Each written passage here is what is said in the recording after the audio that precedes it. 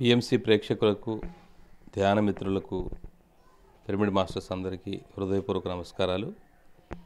ఈరోజు మనం శ్రీనివాస్ సుమతి గారి దంపతుల మధ్యలో మనం ఉన్నాం. ఈరోజు వారి ఇంటి దగ్గరే వారు ఒక అద్భుతమైనటువంటి విశాఖపట్నం పరిసర ప్రాంతాల్లో మన జీకే గారి వాళ్ళ స్వగృహం చింతల అగ్రహారంలో ఉన్నాం మనం.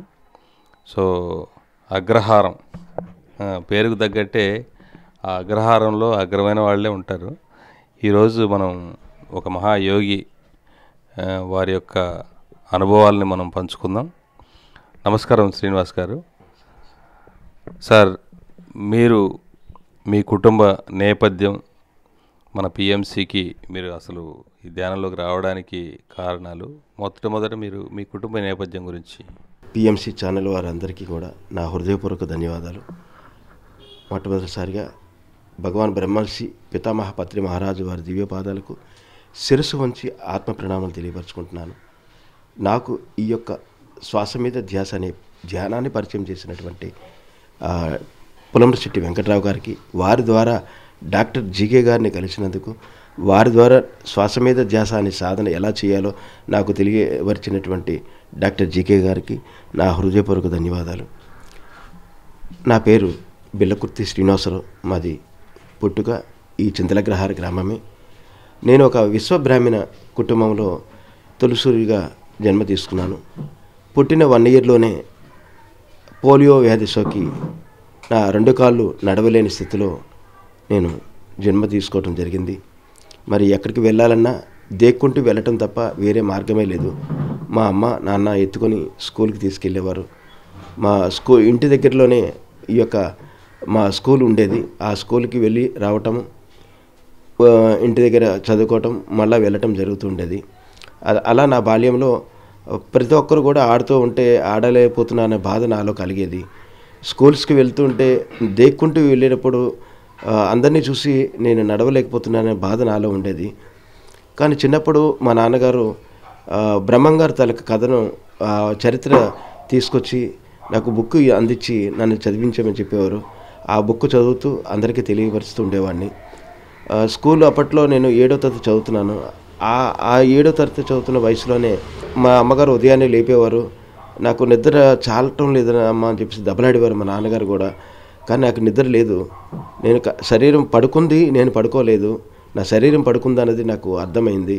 బాల్యంలోనే నాకు ఏంటో తెలీదు, అన్నీ నాకు ముందుగా తెలుస్తూ ఉండేవి. నేను నా భవిష్యత్తు ఎలా ఉంటుందో అన్నీ కూడా నాకు కళల రూపంలోనే తెలియపరచబడుతూ ఉండేది. అది అందరికీ చెప్తుంటే ఎవరు నమ్మేవారు కాదు. వాస్తవానికి అందరూ అవహేళన చేసేవారు, నవ్వుతుండేవారు. వీడికేదో ఎవరో కనబడ్డారంట, ఏదో చెప్పారంట, పెళ్ళి అవుతుందంట, ఏదో అంట అని అందరూ అనుకునేవారు. అలా కట్ చేస్తే నేను మా స్కూల్లో హై స్కూల్ వరకు ఉంది. నేను 10th క్లాస్ వరకు మా స్కూల్లో చదువుకున్నాను. ఎగ్జామ్స్ అయిపోయాయి.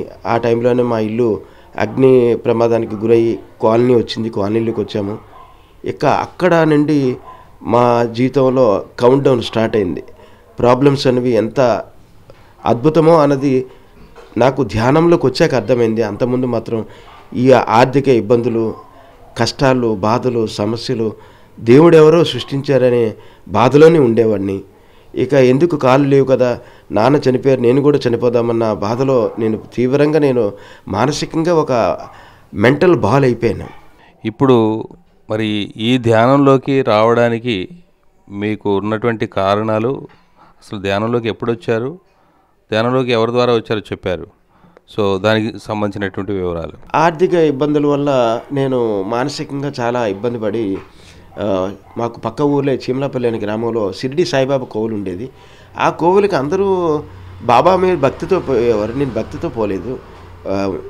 భజన అంటే నాకు ఇష్టము, హార్మోన్ అంటే ఇష్టము. ఆ హార్మోన్ మ్యూజిక్ కోసం నేను అక్కడికి వెళ్ళేవాడిని. అక్కడ బాబా కోవిల్లో చాలా అద్భుతమైనటువంటి విషయాలు చెప్పేవారు. అవన్నీ నా హృదయాన్ని హత్తుకున్నాయి, నాకు అర్థమయ్యాయి. అందరూ చూసేవాడిని అటువైపు, అందరి వైపు కూడా. పక్క వాళ్ళందరూ కూడా బాగా డబ్బున్న వాళ్ళకి ఒక విలువ ఇచ్చేవారు, డబ్బు లేని వాళ్ళకి ఒక విలువ ఇచ్చేవారు. బయటని గేటు దగ్గర భిక్షగాలుగా ఉన్న వాళ్ళని వాళ్ళు ఒకలా చూసేవారు. నేను బాబా వైపు చూసి, ఏంటి బాబా మీరు చెప్పేది ఏంటి, వీళ్ళకి అర్థమైంది ఏంటి, మీ దగ్గరికి వస్తున్నారు కానీ మీరు చెప్పింది ఎవరు వినటం లేదు. ఐఎమ్ సారీ బాబా, నేను ఇక్కడ ఉండలేకపోతున్నానని చెప్పి నేను ఆ క్షణం నుండి నేను బాబా కోవిల్ నుండి బయటకు వచ్చేసాను. అక్కడ నాకు అర్థమైంది ఏమిటంటే, నేను చిన్నప్పటి నుండి కూడా ఎప్పుడు బొట్టు పెట్టుకునేవాడిని. చిన్నప్పుడు బాల్యంలో చదువుకునేటప్పుడు మా గ్రామంలోని సాధువులు వచ్చేవారు. బ్రహ్మంగారు చరిత్ర చదివిన తర్వాత పాత సినిమాలు వేసేవారు, రామారావు గారి సినిమాలు అవిని. ఆ విట్లాచార్య సెట్టింగ్లో ఓం నమ శివాయ అంటే వాళ్ళు గడ్డాలు పెంచుకొని అట్లా నేను కూడా అయిపోవాలి. మా స్కూల్లో 7th క్లాస్ చదువుకున్నప్పుడు ఒక టీచర్ అడిగారు నన్ను, అందరూ డాక్టర్ అని, పోలీస్ అని, టీచర్ అని అందరూ అవుతామని చెప్తుంటే నన్ను అడిగారు, బిల్లకుర్తి నువ్వేమవుతావరా అని. సాధువుని అవుతానండి. సాధువు అనేటి ఎదవ అని చెప్పి మా టీచర్ నన్ను తిట్టారు. కానీ ధ్యానంలోకి వచ్చాక అర్థమైంది. అలా ఆ సాధువులు ఇచ్చినటువంటి సాధువుల దగ్గర సాధువు అవ్వటానికి కోసం రుద్రాక్ష పూసలు నేను ఒక్కొక్కరిది తీసుకొని మాలగా తీసుకొని నేను ధరించి బొట్టు పెట్టుకొని బయటికి అలా ఒక భక్తుల్లాగా ఉండేవాడిని. ఆ బాబా కోవిల్కి వెళ్ళాక ఆ బొట్టు చెరిపిస్తాను, మాల తీసి పడేశాను, జంజం తీసేసాను, ఇంటికి వచ్చి హాయిగా పడుకున్నాను. మా అమ్మగారు వచ్చి తిట్టారు, ఏమిరా బ్రహ్మంగం గారు వంశంలో పుట్టి వీరబ్రహ్మం గారు దీంట్లో పుట్టి ఇవన్నీ తీయడం తప్పు అని చెప్పేసి. లేదమ్మా, నువ్వు ఏదైతే దేవుడిని మొక్కుతున్నావో ఆ దేవుడు దీంట్లోనే ఉన్నాడు, ఆ రాముడు దీంట్లోనే ఉన్నాడు, ఆ కృష్ణుడు దీంట్లో ఉన్నాడు, బాబా దీంట్లో ఉన్నాడు అని చెప్పేసి వాళ్ళకి చెప్పడం జరిగింది. అయినా నాకు తెలీదు, ఆ పదాలన్నీ నా లోపల నుండి వస్తున్నాయి. అట్లా నేను ఆ క్షణం నుండి బాబా కోవిల్ దగ్గర నుండి వచ్చిన తర్వాత నేను ఎవరికి కూడా ఇక దండం పెట్టడం కానీ, పూజలు చేయడం కానీ, మంత్రాలు చదవడం కానీ ఏమీ చేయలేదు. ఇక నా పని నేను చేసుకునేవాడిని. మా నాన్నగారు చనిపోయిన తర్వాత స్వర్ణకార వృత్తి, మా కుల వృత్తి అయినటువంటి ఆభరణాలు తయారు చేసే ఆ పనిలో నేను చేస్తూ ఉన్నాను. ఒకరోజు మరి జీకే గారు వాళ్ళ కజిన్ వెంకట్రావు గారు నా దగ్గరికి వచ్చి, ఏమయ్యా బాబా కోవిల్కి వచ్చేవాడివి, చక్కగా అందరూ చూసేవారు, చక్కగా నువ్వు వినేవాడివి, రావటం లేదు ఏమిటి అని అడిగారు. అప్పుడు ఆయన అన్నాడు, బాబా కోవిల్లో ఏముంది అంటే బాబా ఉన్నాడు అంటాడు, బాబా విగ్రహం ఉంది, బాబా లేడు, బాబా నీలోని నాలోని అందరిలోనే ఉన్నాడు, ఆయన సర్వాంతర్యామి అనే పదం నేను చెప్పడం జరిగింది. ఆ రోజు నాకు ఒక పాంప్లెంట్ ఇచ్చాడు, నువ్వేమైనా ధ్యానం చేస్తున్నావా అని. ఏ ధ్యానం చేయలేదన్నాను. ఒక పాంప్లెంట్ ఇస్తే ఆ పాంప్లెంట్ని జేబులో పెట్టుకొని నేను ఆ రోజు సాయంత్రం ఇంటికి వచ్చేసాను. ఇంటికి వచ్చిన తర్వాత అప్పటికి నేను నా జీవనోపాధి కోసం చిన్నపిల్లలకి చూస్తూ చెప్పుకుంటూ ఆ పిల్లలందరూ వెళ్ళిపోయాక నేను ఆ పాంప్లెంట్ తీసి చదివాను. దాంట్లో ధ్యానం ఎలా చేయాలి, ధ్యాన నియమాలు ఏంటి, దాంట్లోనే చక్కగా అద్భుతంగా తెలియపరిచారు. పత్రిజీ ఫోటో ఏం లేదు, కేవలం వర్డ్స్ ఉన్నాయి. ఆ ధ్యానం పాంప్లెంట్ నన్ను ఎంతగానో మార్పు తీసుకొచ్చింది. అక్కడి నుండి నేను ధ్యానం చేయటం మొదలెట్టాను. ఆ రెండో రోజునే ఆ వెంకట్రావు గారు వచ్చి, జీకే వచ్చాడు, నిన్ను రమ్మన్నాడు శ్రీను, నువ్వు అక్కడ రా అని చెప్తే జీకే గారి దగ్గరికి నాకు 3 చక్రాల బండి ఉండేది, ఆ చేతితో తోసుకుంటూ మా జీకే గారి దగ్గరికి వెళ్ళాను. నన్ను చూడగానే ఒకటే అన్నారు, రే శ్రీను, మనం ఎక్కడ వాళ్ళం కాదురా, పై వాళ్ళం రాని. ఇడికేం మెంటల్ వచ్చింది ఏంటి, పై వాళ్ళం అంటారు ఏంటి అని అనుకున్నాను. అప్పటికి నాకు వారు చెప్పిన ఆ యొక్క దివ్య మాట అంతరార్థం నాకు తెలియలేదు. వారి దగ్గరికి వెళ్ళి కూర్చున్నాను. ఆయన కళ్ళు మూసుకుని కూర్చో, శ్వాసను గమనించు, ఏ మంత్రం లేదని చెప్పారు. అలాగే కూర్చోవడం ప్రారంభించాను. అలా మరి డాక్టర్ జీకే గారి సారథ్యంలో శ్వాస మీద ధ్యాస అనే ఆ విధానం నాకు తెలియజేయబడింది. అక్కడ వారి మార్గంలో నేను చక్కగా వారి మార్గదర్శకత్వంలో అక్కడ ధ్యానం చేస్తూ అక్కడి నుండి నేను రోజు కూడా ధ్యాన సాధన చేస్తూ ఉన్నానండి. ధ్యాన పరిచయం అయింది, ధ్యానం చేస్తున్నారు. తర్వాత మీ వివాహం గురించి, మీ మేడం గురించి. చాలా అద్భుతమైన ఇదే సార్, నా జీవితంలో వివాహం అనేది ఒక అద్భుతమే. నా జీవితంలో కాదు, ప్రతి ఒక్కరి జీవితంలో కూడా. చిన్నప్పుడే నాకు ఈ భౌతికంగా శారీరకంగా ఆ వయసు వచ్చినప్పటికీ అందరితో పాటు నాకు కూడా పెళ్ళి కావాలనుకునేవాడిని. మరి నాకు కాళ్ళు లేవు, నడవలేను, ఆస్తిపాస్తులు లేవు. అలాగనే నాకు మా నాన్నగారు చనిపోవడంతో ఉన్న చిన్న ఇల్లు కూడా అప్పుల ప్రాప్తం అయిపోయింది. అలా ఉంటే టైంలో వివాహం మీద కోరిక ఉంది, వివాహం చేసుకోవాలి, నేను ఒక ఇంటి వాడిని కావాలని కోరిక ఉండేది. కానీ నన్ను చేసుకునే వాళ్ళు ఎవరు ఉన్నారు? నాలాంటి వాడిని అంటే పాస్తుల విషయంలోనో చక్కగా ఉద్యోగం ఉంటే ఏదైనా చేసుకుంటారు, కాళ్ళు లేని వ్యక్తిని ఎవరు చేసుకుంటారు అనే దీంట్లో మానసికంగా బాధపడేవాడిని.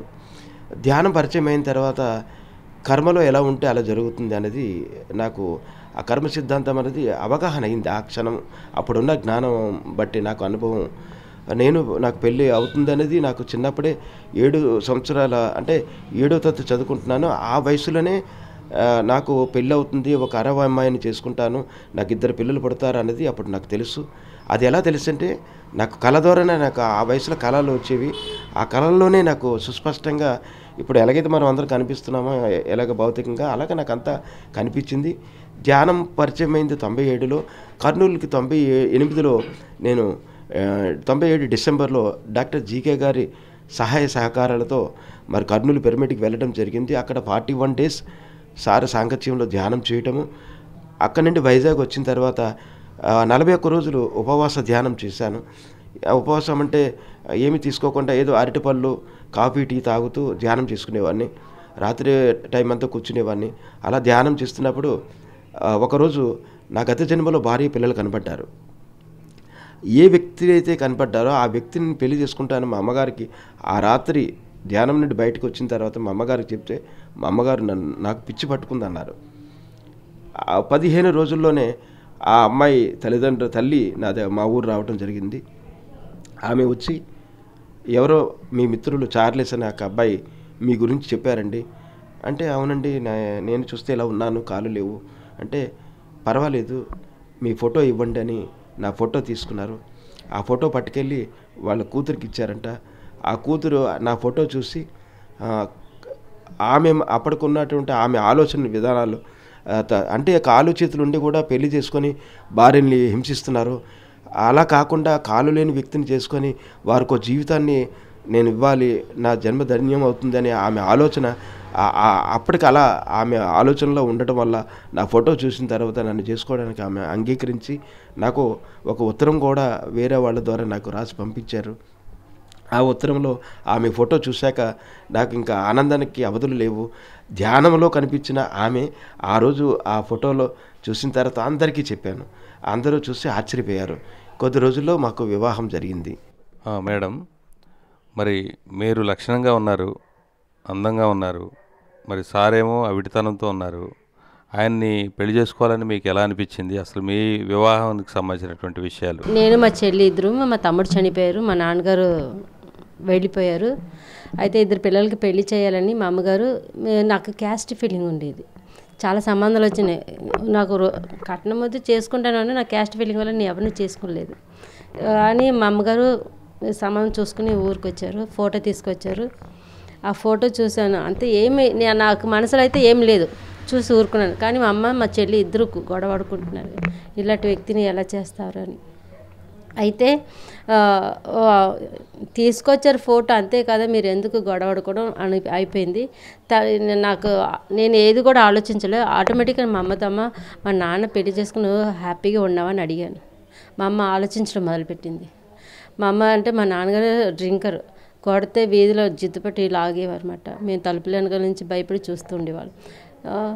ఆలోచించాను, నేను తాగుబోతుడు అయితే చేసుకోను, మా నాన్నలాగా ఉండకూడదు. అయితే నేను ఆలోచించాను, ఇలాంటి వ్యక్తికి జీవితం ఇస్తే ఏమైంది, మనం అంటే నువ్వు అలాంటి నిర్ణయాలు తీసుకోవద్దు, ఎందుకు అలాంటివి అనేసి మా అమ్మగారు మా చెల్లి నన్ను గొడవడడం మొదలుపెట్టారు. పక్క వాళ్ళందరూ ఇలాంటి మంచి అమ్మాయి ఉన్న ఆ అబ్బాయికి ఎలా ఇస్తావని, అంత దూరబంధు పెదనాన్నగారు ఉన్నారు, ఆయన వచ్చారు. ఇలాంటి వ్యక్తి చేసుకుంటాను అంటున్నావు కదా, నువ్వు జీవితంలో చాలా బాధపడతావు, జంటగా వెళ్ళలేరు, ఎవరైనా వెళ్తే నువ్వు బాధపడతావు, ఎందుకు చేసుకున్నావు, ఏడుస్తావు అనేసి చాలామంది నన్ను చాలా మాట అన్నారు. ఒక విషయం నేను చెప్తాను వినండి, ఇది నేనైతే ఆలోచించలేదు, నన్ను ఆటోమేటిక్గా వస్తుంది. ఒక మంచి వ్యక్తి పెళ్లి చేసుకున్నాక యాక్సిడెంట్లు కాలిపోతే ఆ వ్యక్తిని వదిలేస్తావా, అదేదో ఆయనకి జీవితం ఇస్తాను. జీవితం ఆయనకు డ్రింక్ మంచి చెడ్డ అలవాటు ఉండకూడదు. నన్ను ఆయన కష్టపడిపోయిన పర్లేదు, నేను టైలరింగ్ చేసి ఆయన పోషించుకుంటాను అన్నాను. ఈ ఒక మాటకి మా పెదనాన్న ఒప్పుకున్నారు. అప్పుడు ఫోటో అలా లెటర్ రాయడంతో వాళ్ళు రావడంతో వాళ్ళు వచ్చి చూడగానే 10 రోజుల్లోనే బుద్ధ పౌర్ణమి రోజునే మా మ్యారేజ్ అయింది. ఓ గ్రేట్. బుద్ధ పౌర్ణమి రోజు మీ ఇద్దరి యొక్క కలయిక జరిగింది, ఆత్మతో సంబంధం. బుద్ధుడికి ఆయన ఆత్మతో సంబంధం అయితే మీ ఇద్దరి యొక్క ఆత్మ ఒకటైందనమాట ఆ రోజు. వండర్ఫుల్. సో ఆ తర్వాత మీ జీవితం మీరు అనుకున్నట్లుగానే ఉందా? నేను కంటే ఇంకా చాలా నేర్చుకోగలిగాను, చాలా బాగుంది. కానీ ఇలాంటి వ్యక్తిని నేను చేసుకున్న మా అత్తగారు మా అమ్మ కంటే చాలా బాగా చూసుకునేవారు మా ఇంట్లో వాళ్ళందరూ. కానీ నేను ఆయన చూడటానికి వచ్చినప్పుడు నీ చెడ్డ అలవాటు ఉంటే నేను మానుకుంటాను మీకు అని చెప్పాను. నాకు చెడ్డ అలవాటు ఏం లేదు, ధ్యానం చేస్తాను అన్నారు. అంటే ధ్యానం అంటే అంటే అని చెప్తే చేసుకోండి అని చెప్పేదన్నమాట. ఈ పెళ్ళయ్యాక ధ్యానం చేయమనేవారు. ధ్యానం చేసేటప్పుడు నాకు ఒక్కొక్కటి జ్ఞాపకం వచ్చేది. మా తాతగారు 6 నెలలు సంసారం చేస్తే 6 నెలలు అడవిలో వెళ్ళి ధ్యానం చేసుకునేవారు. అలాగా ఆ కుటుంబంలో నేను ఒకదాన్ని నాకు అందింది ఆ భాగ్యం. అయితే మా తమ్ముడు చనిపోయాక చాన్నాళ్ళు అయితే నిద్ర లేక ఉండేదాన్ని. అప్పుడు అలా పడుకొని శ్వాస మీద ధ్యాస నాకు తెలీదు, అలా చేస్తూ ఎలా పడుకున్నా నాకు తెలియదు మాట. ఆవేళ ఎన్నాళ్ళకో నిద్ర పట్టింది. అయితే ఆవేళ నైట్ నాకు కల వచ్చింది. అంటే ఇప్పుడు ధ్యానంలో వచ్చాక అనుభవం అంటారు కదా, అలాగనమాట. మా తమ్ముడు నా చేపట్టుకుని పైలోకాలకి తీసుకెళ్ళి నీ దేవుడిని గుళ్ళని రాళ్ళకు రప్పలకి దండం పెట్టుకుంటారు, వాళ్ళు అలా ఉండరు, వీళ్ళు ఇలా ఉంటారని మనలాగా కాంతి రూపంలో ఉన్నారు అందరూ చూపించారన్నమాట. ఒక మాస్టర్ వచ్చి ఈమె రావడానికి చాలా టైం ఉంది, ఈయన ఎవరు తీసుకొచ్చారో అనగానే మా తమ్ముడు చేయి వదిలేసారు, నేను కింద పడ్డాను. అప్పుడు లేచి కూర్చుని ఆడడం మొదలుపెట్టాను. కానీ అది ధ్యానం అని నాకు తెలీదు. ఆ పెళ్ళయ్యాక ఇవన్నీ ధ్యానం చేసేటప్పుడు అన్నీ నాకు జ్ఞాపకం రాగానే ధ్యానం అంటే నాకు ఆల్రెడీ పేరు తెలియదు కానీ నేను ఆల్రెడీ చేశాను. అంటే మా తాతగారు వారసత్వం నాకు వచ్చిందని నాకు అర్థమైంది. ధ్యాన అనుభవం అనేది ముందు ఉంది, అది ధ్యానం అని తెలియదు. ఓకే, అంటే మనం గత జన్మల నుంచి కూడా ధ్యానం చేసే ఉంటాము, ఇక్కడ ఏదో ప్రత్యేకమైనటువంటి కార్యక్రమం కోసం వచ్చి ఉంటాం అనేది ఇప్పుడు అర్థమవుతుంది. శ్రీనివాస్ గారు, మీ వివాహ జీవితం మరి ఆవిడతో పెళ్లి చేసుకున్న తర్వాత మీకు ఎలా ఉంది? వివాహ జీవితం అనేది చాలా అద్భుతమే. ఎందుకంటే సంసారంలో ఎన్ని రకాల ఆటుపోట్లు అంటే మామూలుగా ఉండవు. అన్ని రకాల అనుభవాలు ఎదురయ్యాయి. ఎన్నో రకాల ప్రతి కుటుంబంలో ఉన్నట్టుగా మా కుటుంబంలో కూడా ఆర్థిక సమస్యలు ఎన్నో ఎదురయ్యాయి. వాటన్నిటినీ కూడా ధ్యాన సాధనం వల్ల, ఒక్క ధ్యానము వలనే నేను ఈరోజు ఇక్కడ ఇలా ఉండగలిగాను, మీతో మాట్లాడగలుగుతున్నాను. ఈ ధ్యానం లేకపోతే జీవితం ఎట్లా ఉండేదో అది తలుచుకుంటేనే భయంగా ఉంటుంది. ఆ ధ్యానం వల్ల సంసార జీవితంలో అవగాహన స్థితి పెరుగుతుంది. ఆ ప్రాబ్లమ్స్ ఎందుకు వస్తాయి, వాటి యొక్క అవగాహన ధ్యానం చేస్తున్నాం కాబట్టి తెలుస్తాయి. ఆ ప్రాబ్లమ్స్ని మనం ఎదుర్కొని ముందుకు వెళ్ళటానికి నాకు చాలా సహాయం చేశాయి ఆ ప్రాబ్లమ్స్ అన్నీ కూడా. అందుకే సమస్యలు సద్గురువులు, బాధల బోధ గురువులు, సమస్యలు సద్గురువులు అన్నది నా సంసార జీవితంలో నాకు అవగాహన అయిన ఒక అద్భుతమైన కాన్సెప్ట్ అది. నేను ఆ విధంగానే ఆ జీవితంలో ఎన్నో ఎదురైనప్పుడు, ఆర్థిక ఇబ్బందులు ఉన్నప్పటికీ కూడా నా భార్య చక్కగా ఆమె పెళ్ళికి ముందు ఒకటి అడిగింది, మీకు బ్యాడ్ హ్యాబిట్స్ లేకుండా ఉంటే చాలు, నేను పెళ్లి చేసుకుంటాను హ్యాపీగా అని. నాకు ఏ హ్యాబిట్ లేదమ్మా, నాకు ధ్యానం చేస్తాను, ధ్యానం గురించి చెప్తాను, శాకాహారం పఠిస్తాను, శాకాహారం గురించి చెప్తాను, ఇవే నాకున్న హ్యాబిట్స్ తప్ప వేరేది ఏమి లేదు అని చెప్తే దానికి ఆమె అంగీకరించి వివాహం చేసుకుంది. చక్కగా అప్పటికి పిల్లలు జన్మకు కూడా నాకు ఒక తండ్రి స్థానాన్ని ఈ సమాజంలో, భర్త స్థానాన్ని, తండ్రి స్థానాన్ని కూడా నాకు పరిపూర్ణంగా అందించినటువంటి గొప్ప ఒక దివ్యాత్మ అని నాకు అర్థమైంది. అలాంటి ప్రయాణంలోని ఆమె టైలరింగ్ చేసుకుంటూ నాకు ఒక్కోసారి పనులు లేనప్పుడు కూడా, నేను బయటికి వెళ్ళలేని టైంలో కూడా ఆమె ఇంటి దగ్గర ఉండి టైలరింగ్ చేసి మరి నాకు ఎంతగానో భౌతికంగా ఒక భార్యగా కాదు, కుటుంబంలో ఒక స్నేహితురాలుగా ఆమె నా కష్ట సుఖాలలో కూడా ఆమె రూపాయి కూడా ఆ రోజుల్లో ఆమె నిండు గర్భిణీగా ఉన్నప్పుడు కూడా, మా అమ్మగారికి యాక్సిడెంట్ అయితే ఆ నిండు గర్భిణీగా ఉన్నప్పుడు కూడా టైలరింగ్ చేసి ఇంట్లో ఆర్థిక ఇబ్బందులు, ఇంట్లో అన్నిటినీ కూడా చేదోడు వాదోడుగా, వేడినీళ్ళకి చన్నీళ్ళు తోడన్నట్టుగా ఇద్దరూ కలిసి హ్యాపీగా ఒక అవగాహనతో ముందుకు వెళ్ళటం అనేది జరిగిందండి. మీరు ముందు నుంచి విశ్వబ్రాహ్మణులు, అంటే కంసాలి పనులు, ఆభరణాలు తయారు చేసేవాళ్ళు. మరి ఆ తర్వాత మీ నాన్నగారు బాడీ వెకేట్ చేసిన తర్వాత మీకు ఆ కుటుంబం, ఆ పనులన్నీ కూడా తగ్గిపోయినాయి. ఆ తర్వాత మీ వృత్తిరీత్యా ఏం చేసేవారు మీరు? మా నాన్నగారు చనిపోయిన తర్వాత ఇక ఆర్థిక ఇబ్బందులు అంటే ఉన్న ఇల్లు కూడా అప్పులు ప్రాప్తం అయిపోయింది. అప్పటికి నాకు మ్యారేజ్ అవ్వలేదు. ఆల్ ఇండియా రేడియోలో కథలు రాస్తూ చిన్న చిన్న నాటకాలు రాస్తూ వ్యాఖ్యానాలు చేస్తూ వారు ఇచ్చినటువంటి పారితోషికంతో ఆ రోజుల్లో 75 150 రూపాయలు అలిగిచ్చేవారు. తర్వాత బీఈడి స్టూడెంట్స్కి చార్ట్ల మీద ఆర్ట్స్ వేసేవాడిని. అలాగే కొన్ని కాలేజీల్లో ఆర్డర్స్ తీసుకొని ఆ ఆర్ట్సే వేస్తూ వాటి మీద వచ్చిన దాంతో కొన్నాళ్ళు నా జీవితం గడిపేది. అప్పటికి వివాహం కాలేదు కదా, మా అమ్మగారు ఇంటి దగ్గర చక్కగా ఇడ్లీ టిఫిన్ తయారు చేసేవారు. నా 3 చక్రాల బండి మీద ఆ టిఫిన్స్ అన్నీ కూడా వీధుల్లో పట్టుకెళ్ళి అమ్ముతూ దాని మీద వచ్చిన ఆదాయంతో కొన్నాళ్ళు మా జీవితం గడిపింది. తర్వాత అలా ప్రయాణంలోనే వివాహం అవటం. వివాహం అయిన తర్వాత మీకు తెలిసింది అందరికీ, కుటుంబ సంఖ్య పెరిగిన కొద్దీ ఎన్నో ఆర్థిక ఇబ్బందులు వస్తాయి.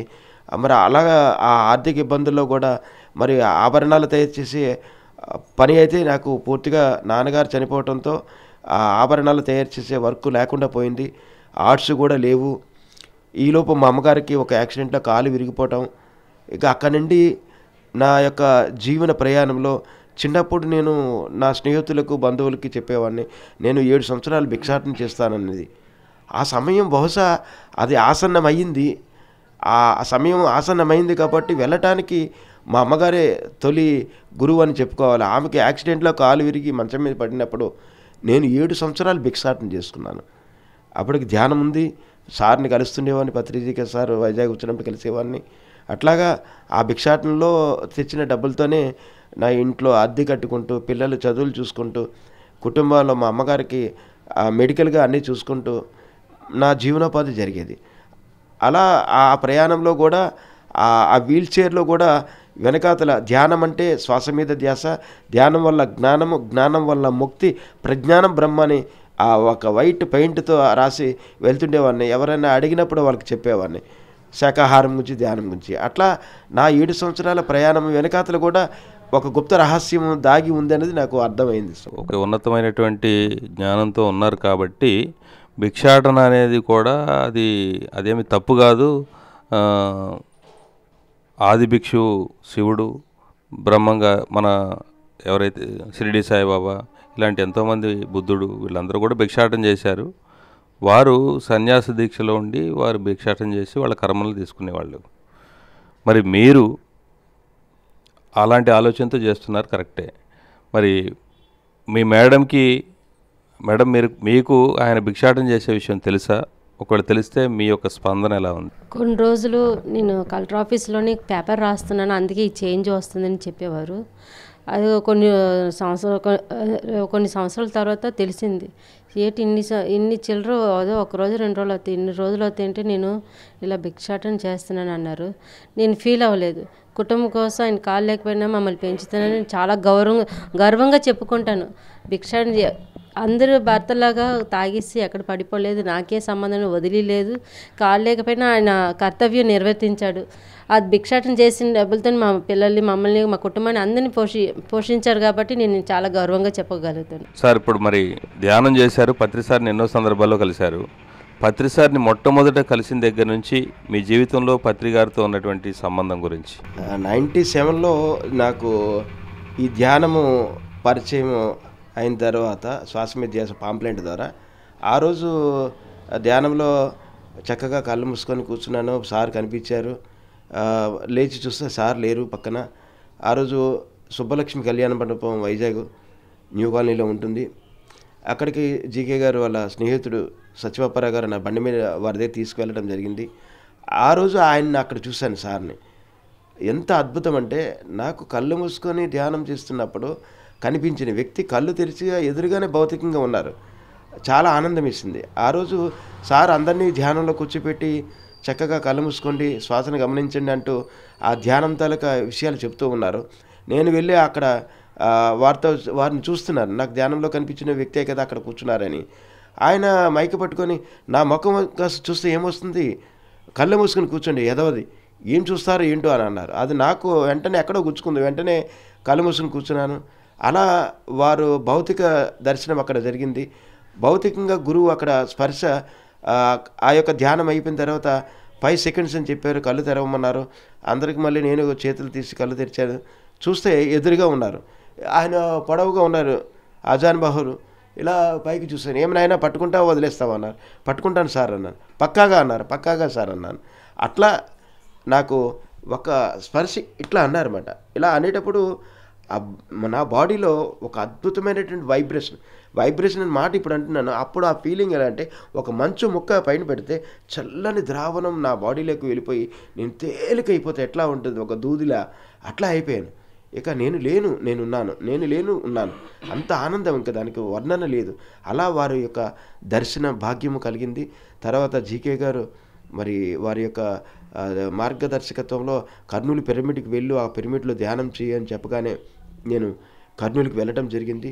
కర్నూలులోని సారు అక్కడ మొట్టమొదటిసారి ఆ పిరమిడ్ ఎదురుగా మరి లైబ్రరీ బ్యాక్ సైడ్ ఆయన గోడ దగ్గర కూర్చుని ఉన్నారు. కళ్ళతో పిలిచారు. ఇలా దగ్గరికి వెళ్ళాను. లాగి లెంపకాయ కొట్టారు. కళ్ళు మూసుకొని కూర్చో, ఎదవది దుమ్ము పట్టి ఉందని కుడి పడాల 2 చేతులతో కొట్టారంట మొత్తం. ఇవన్నీ లైట్లు వెలిగాయి. నేను అనుకున్న మా అమ్మ నాన్న కని పెంచితే నన్ను 22 సంవత్సరాలు మా అమ్మగారు ఎత్తుకున్నారు. మా నాన్నగారు కని పెంచిన వ్యక్తి కొడితేనే నేను ఒప్పుకునేవాడిని కాదు. నువ్వెవరు కొట్టడానికి, నన్ను ఎందుకు కొట్టేవాడిని? అనవసరంగా ఇక్కడికి తల్లిదండ్రులు కొడితేనే ఒప్పుకోలేదు, అనవసరంగా ఇక్కడికి వచ్చి ఈ గడ్డాలోడు దగ్గర తాపులు తిన్నాను కదా అనుకున్నాను. నిజంగా అది ఆ మాట ఒక్కటే గుర్తుంది. తర్వాత నేను కళ్ళు మూసుకొని కూర్చున్నాను. ఇక నేను లేను. ఒక అపారమైనటువంటి మహాప్రవాహ శక్తి, ఒక బాయిలర్ లాగా నాకు హోల్ పడిపోయి నా లోపలికి వెళ్ళటం జరిగింది. అలా వారి యొక్క తొలి కలయిక, తొలి స్పర్శలో రెండో స్పర్శ, ఆ స్పర్శతో నా జీవితము పరిపూర్ణంగా మార్పు చెందే మార్గం నాకు అందివ్వడం జరిగింది.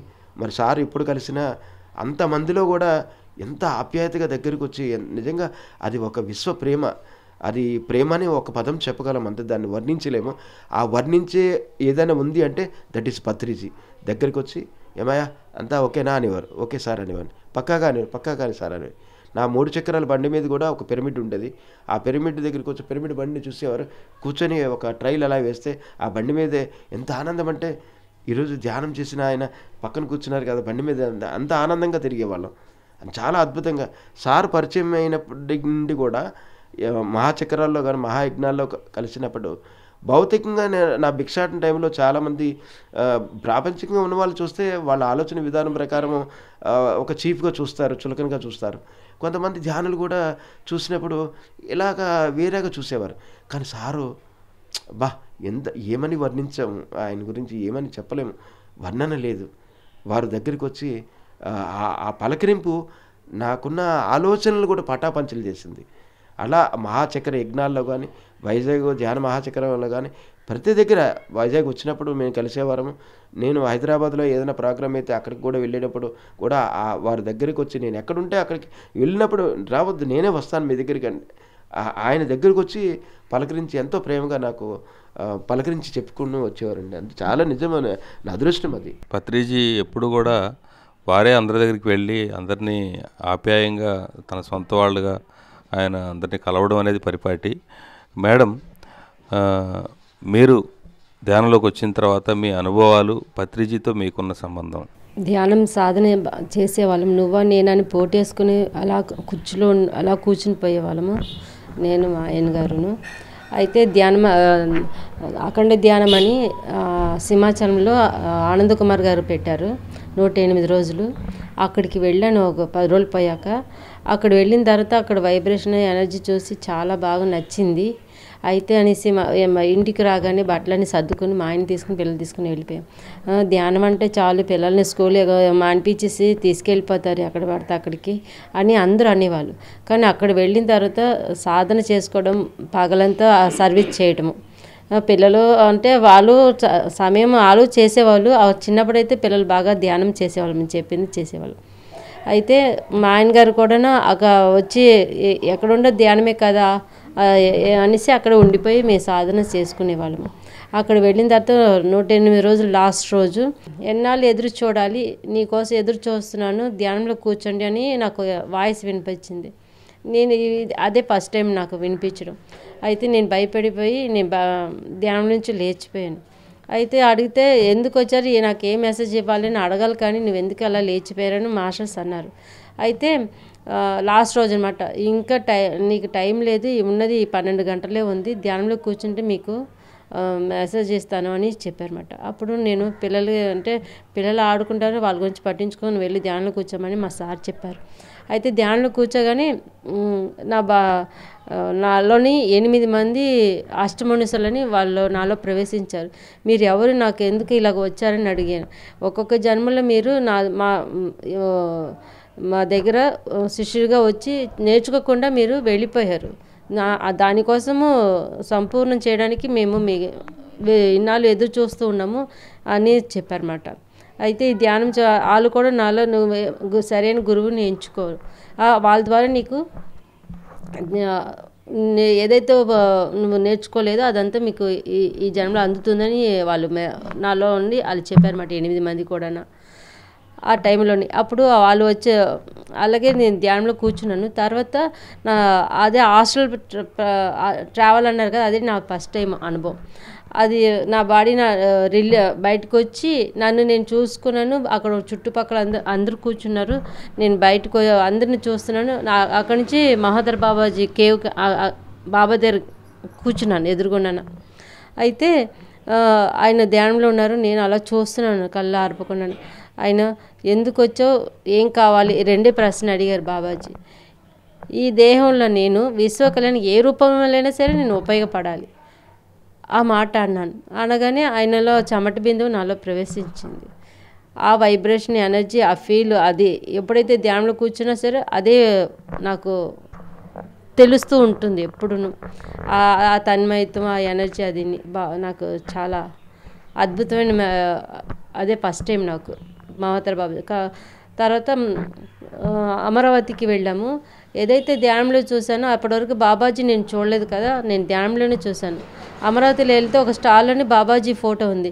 ఈయన నా ధ్యానంలో వచ్చారు, ఈయనే నాతో మాట్లాడారని చెప్పాను, ఆయనతో మాట్లాడారని చెప్పాను అనమాట. అయితే ఆ మాస్టర్ కళ్ళతో పిలిచి కూర్చోపెట్టి ధ్యానం చేయించారన్నమాట. నా అనుభవం వింటూ అడిగారన్నమాట ఇలా జరిగిందని.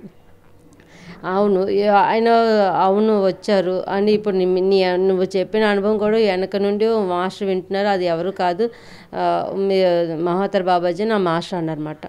అయితే ఇప్పుడు ధ్యానంలో కూర్చోబెట్టి మాస్టర్ ఎక్కడున్నారని అడిగారన్నమాట. అప్పుడు నేను ఇక్కడ అమరావతిలో అక్కడనే ధ్యానం జరుగుతుంది కదా, అక్కడ ఉన్నారు హాస్టల్ గాని చెప్పడం జరిగింది. శ్రీనివాస్ గారు, సో మీరు ధ్యానం చేసిన తర్వాత మీ అనుభవాలు, మీ జీవితంలో కలిసిన మహాత్ముల గురించి. పిరమిడ్ సొసైటీలో శ్వాస మీద ధ్యాస అనే ఒక అద్భుతమైనటువంటి సాధన పరిచయం అయిన తర్వాత మరి మొట్టమొదటిసారిగా జీకే గారి తర్వాత పత్రిజీ కలిశారు. పత్రిజీ తర్వాత పండుబాబా చంద్రశేఖర్ శర్మ గారు 97లో కర్నూలు పిరమిడ్కి వెళ్ళినప్పుడు నేను మొట్టమొదటిసారి, నాకు అప్పుడు వీల్ చైర్ లేదండి, దేక్కుంటూ ముందుకు వెళ్ళాను. ఆ కర్నూలుకి వెళ్ళి అక్కడి నుండి ఒక రిక్షాలో కర్నూలు పిరమిడ్, బుద్ధ పిరమిడ్ దగ్గర దిగి అలా సంచి పట్టుకొని దేక్కుంటూ ముందుకు వెళ్తే ఆయన పిల్లి కళ్ళు ఉండి ఒక గాజు కళ్ళుతో ఉన్నటువంటి వ్యక్తి ఎదురుగా వచ్చి, పండు హ్యాపీనా, నీకోసం ఎదురు చూస్తున్నాను, వెల్కమ్ అని నా సంచి పట్టుకొని తీసుకుని వెళ్ళి బాత్రూమ్ అదే చూపించి స్నానం చేశాక నా హాల్లో, అప్పుడు కమ్యూనిటీ హాల్లో ఉండేది భోజనశాల, అక్కడ నా పక్కనే కూర్చొని నాకు భోజనం పెట్టారు. అప్పటికి వీల్ చైర్ లేకపోవటం వల్ల పాకురుకుంటూ వైజాగ్లో మా చింతలగ్రహార గ్రామం నుండి రైల్వే స్టేషన్కి వెళ్ళి అక్కడి నుండి ప్లాట్ఫామ్ ఎక్కడో భోగి ఉంటుంది అక్కడ వరకు నేను దేక్కుంటూ వెళ్ళాను. ఇవన్నీ బాగా పెయిన్తో ఉన్నాయి. నా పక్కనే కూర్చొని ఇలా చెయ్యి వేశారు. చెయ్యి వేసిన వెంటనే ఆ ఒక కరెంటు షాకులాగా చెయ్యి వేసి, పోతుందిలే పండు అన్నాడు. నేను అన్నం తింటున్నాను, చెయ్యి వేసి పోతుందిలే పండు అన్నాడు. కరెంటు షాక్ కొట్టి బాడీ అంతా వెయిట్లెస్ అయిపోయింది మొత్తము. నేను చాలా హ్యాపీ అయిపోయాను. నా పెయిన్స్ అన్నీ కూడా రిమూవ్ అయిపోయాయి. పక్కనే కూర్చొని అట్లా ఇంకా కొద్దిగా తిను బాగా, ఎప్పుడు తిన్నావో, నిన్న తిన్నావో, ఇప్పటివరకు లేదు అని నాకు ఒక పసిపిల్లాడికి పెట్టినట్టుగా ఒక స్నేహితుడితో ఎలా అయితే ఉంటారో అలా నా మొట్టమొదటిసారి మహాత్ముల్లో ఆయన నాకు పరిచయమైనటువంటి వ్యక్తి. తర్వాత ఆనంద్ కుమార్ 108 ఆనంద్ కుమార్ గారు మరి 108 రోజులు అఖండ ధ్యానం పరిచయం అక్కడ సింహాచలం దేవస్థానంలో పెట్టారు. వారి దగ్గర 108 రోజులు కూడా మేము ఉన్నాము. తర్వాత డిఎంసీలు మరి ఎన్నో ధ్యాన మహాచక్రాల యజ్ఞాల్లో మరి మొట్టమొదటిసారి అమరావతి ధ్యాన మహాచక్ర యజ్ఞంలోని సైంటిస్ట్ నాగేశ్వర సారు నాకు అక్కడ పరిచయమైన మరొక అద్భుతమైనటువంటి మహాత్ములు అని చెప్తాను. ఎందుకంటే మిలారప్ప యొక్క జీవిత చరిత్ర నన్ను ఎంతగానో మార్చింది. జీకే గారిని కలిసినప్పుడు ఒక యోగి ఆత్మకథ, మిలారప్ప జీవిత చరిత్ర, హిమాలయ యోగులు, నేను, ధ్యానములో అంతర్యాత్రలు, ఆత్మాయనం అనే ఒక దివ్య గ్రంథాలు వారు నాకు అందించారు. అవన్నీ చదివిన తర్వాత మహాత్ములు అంటే ఇలా ఉంటారా, ఆ చదవటంలో ఆ కథలు చూసాము. కానీ పిఎంసిలో మన పిరమిడ్ సొసైటీలో డైరెక్ట్గా ప్రతి ఒక్కరూ కూడా ఒక దివ్యాత్మ, ఒక మహాత్మని నాకు అనుభవపూర్వకంగా అక్కడ అవగాహన అయింది. అలా అమరావతి ధ్యాన మహాచక్రంలోని మరి మా మేడము పరిగెట్టుకుంటూ వచ్చి, నువ్వు మిలారప్ప గారి గురించి చెప్తావు కదా, ఆ మిలారప్ప అక్కడ ఉన్నారు అని చెప్పగానే నా వీల్ చైర్ చాలా స్పీడ్గా తోసుకుంటూ పోతుంటే, లేదు అక్కడే ఉంటాను, నువ్వు గాబరపడద్దు అని నిదానంగా తీసుకుని వెళ్ళింది. ఆయన్ని చూడగానే పండు సార్ని చూసిన తర్వాత ఏదైతే కలిగిందో ఆ వ్యక్తిని చూడగానే ఇస్ మై గురు అనేది నాకు అర్థమైంది. దాని గురించి మనం వేరే చెప్పనవసరం లేదు. ఆయన చూడగానే ఒకే మాట అన్నారు, మనం సంసిద్ధంగా ఉంటే అన్నీ సమకూర్చబడతాయి. భౌతికంగా ఎన్నో రకాల అంటే అన్ని అవయవాలు ఉండి అన్ని రకాల ఆర్థిక వనరులు ఉన్నవాళ్ళు కూడా సంసార జీవితంలో కొట్టుబిట్లాడడం అనేది జరుగుతుంది. మరి కాలు లేకుండా ఉండి, ఏ రకమైనటువంటి ఆదరణ లేకుండా, ఆర్థిక సపోర్ట్ లేకుండా ఉన్న వ్యక్తికి ఎలా ఉంటాయి చూడండి. అలాంటి ఆలోచనలు ఉన్నప్పుడు కూడా ఎక్కడో నా లోపల ఆలోచనలు ఉన్నాయి. ఆయన ఒకటే అన్నారు, సంసిద్ధంగా ఉంటే అన్నీ సమకూర్చబడతాయి నాయనా అని ఆ మాట అన్నారు. వారిని ఆ మాట అన్న తర్వాత ఆ లోపల ఆలోచన అంతా పోయింది. ఆ వ్యక్తిని చూడగానే నాకు ఈయన కూడా నాకు ఒక అద్భుతమైన గొప్ప మహానుభావులు అనేది నాకు అర్థమైంది స్వామి. తర్వాత చాలామంది పిరమిడ్ సొసైటీలో అందరూ మాస్టర్లను కలిసినప్పుడు ఆ ఫీల్ కలుగుతుండేది. అప్పట్లో ధ్యాన మహాచక్రాల విజ్ఞానంలో కూడా మీరు ఎలా వెళ్ళిపోతుంటే ఆ కళ్ళు చూస్తుండేవాడిని, కలవాలి. నాకు మిమ్మల్ని చూడగానే కాశీరెడ్డి నాయన, నాకు అసలు వాస్తవానికి నాకు తెలియదు. ఆ ఫోటో సార్ చెప్తుండే కాశీరెడ్డి నాయన గారి గురించి చెప్పి, సార్ కూడా నాకు ఆయన కానీ కాశీరెడ్డి నాయన, నాకు ఆయన చూడగానే ఎందుకో తెలియదు, అది ఆయన కళ్ళలో చూడగానే నాకు అర్థమవుతుంది. ఆయన ఇలాగ మహాత్ములందరినీ అంటే పత్రిజీ మనకి మహాత్ముల యొక్క కలయికను అందించారు. మన పిఎస్ఎస్ మూమెంట్ అనేది ఒక మహాత్ముల యొక్క సదస్సు, మహాత్ముల యొక్క సాగరం, మహాత్ముల యొక్క సమూహం అనేది అవగాహన అయింది స్వామి. పత్రిజీ మొట్టమొదట నన్ను చూసినప్పుడు ఆజయ్కి జగద్గురు కుమిల అని చెప్పేసి అన్నారు. అలాగే ఇంకొక సందర్భంలో పత్రిజీ ఒక 30 రోజుల పాటు ఆయన మొత్తం ఉత్తర భారతదేశం అంతా తిరిగి ఆయన డేట్స్ అన్నీ కూడా ఈ రోజుల్లో ఇలా ఉన్నానని కంటిన్యూగా చెప్పినప్పుడు ఆ సంవత్సరం నేను అనుకున్నా, ఎందుకు నా జీవితం అంత, ఆ వయసులో సారు ఇంతగానో తిరుగుతున్నారు, కనీసం మనం ఏం చేస్తున్నాం ఇంత తక్కువ వయసులో ఉండి కూడా అని చెప్పేసి నేను ఇన్స్పిరేషన్గా తీసుకొని మా చుట్టుపక్కల ఉన్న దాదాపు ఒక 1 నెల రోజుల్లో అదే ఒక 100 గ్రామాలు తిరగడం జరిగింది. అప్పుడు నేను సార్కి అది ఆ ఫొటోస్ సహా చూపించినప్పుడు పత్రి సార్ ఏమన్నారంటే, నేను ఎంత మహాత్ముల్ని గొప్పవాళ్ళని నా జీవితంలో కలిశానయ్యా అన్నారు. మీ దగ్గరకు వచ్చిన తర్వాత జరిగింది సార్. ఏంటి అంటే మీరు అలా తయారు చేశారు మమ్మల్ని అని నేనంటే, నేను ఎవరిని తయారు చేయలేదు, ఎవరికి వాళ్ళే తయారు అయ్యారు, తయారైన వాళ్ళని నేను వెతుక్కున్నాను అని. అలాగే మీరు చెప్పిన మాట వాస్తవం. పిరమిడ్ సొసైటీలో ఎంతోమంది మహాత్ములు ఉన్నారు. ఆ మహాత్ములందరి యొక్క సమూహం ఒక చోటుకు వచ్చింది. అది పత్రిజీ యొక్క సాంగత్యం. ఆ పత్రిజీని ఆయన సెలెక్ట్ చేసుకొని భూమి మీదకి తీసుకొచ్చారు. అది మనందరికీ కూడా విదితమే. ఓకే సార్, మరి మీరు ఒక అద్భుతమైనటువంటి పిరమిడ్లు, అవి పిరమిడ్ అనాలో దానికి ఏం పేరు పెట్టాలో నాకు తెలియదు, మీ ఇంటిపైన కూడా ఒక అద్భుతమైనటువంటి ఒక శక్తి పాతం, శక్తికి సంబంధించినటువంటి ఒక నిర్మాణం ఉందని చెప్పేసి నేను ఇంతకుముందు కూడా చూశాను.